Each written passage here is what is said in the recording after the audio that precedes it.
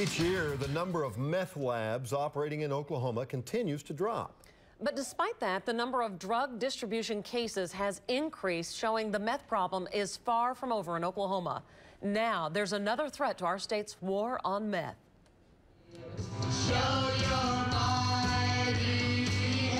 The members of the Recovery Church in Duncan share a passion for music and fellowship, but they also share a dark past. It's about 15 years old, the first time I ever tried meth.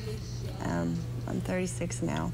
Everything that you love just turns to dust. When you're addicted to that stuff, it's just something you crave. Mexican meth, crystal meth, ice, whatever you call it, it's now making its way into Oklahoma along a different avenue. The cartels and whatnot from south of the border, they saw the need and they've filled the need. Hicks says the demand for meth exploded over the past decade after lawmakers put strict limits on pseudoephedrine purchases, an ingredient used to make meth. As that happened, what we saw is the number of labs started decreasing. In fact, the number of meth labs decreased 78% from 930 labs in 2011 to 200 in 2014.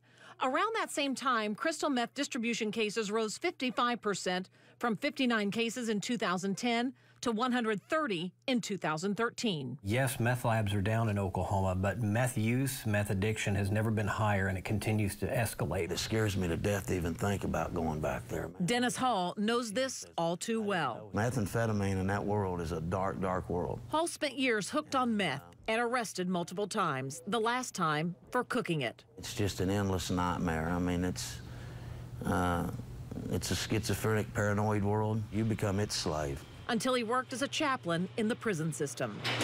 Prison really was kind of a seminary to me. He got clean in prison and never looked back. After he served his time, he returned to prison to counsel other addicts, eventually forming the Recovery Church in Duncan.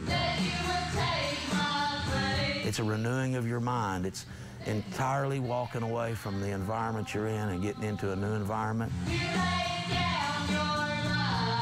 And each week, former addicts come together, looking to a higher power to stay clean. I was craving something. I was craving security in a safe place, and I stumbled in here and I found it, found God in my life. My life is great.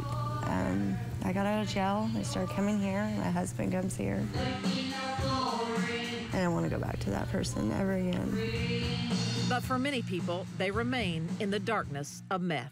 I wish I could tell you that, I see an end to it in the near future, but I can't.